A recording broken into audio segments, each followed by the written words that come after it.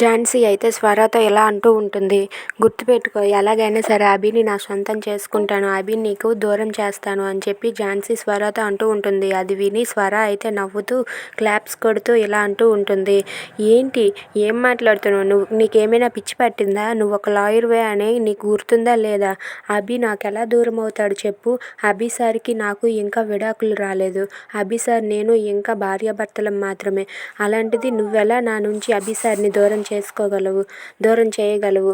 అభి sir ఎప్పటికీ కూడా నావాడే, చూస్తూ ఉండు.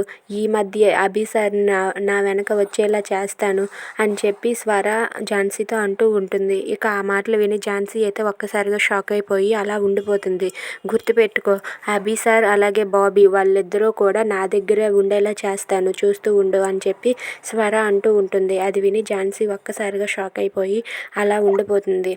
ఇక దీనికి ఏం చూసుకొని ఎంత ధైర్యం అని చెప్పి ఝాన్సీ అయితే తన మనసులో అనుకుంటూ ఉంటుంది.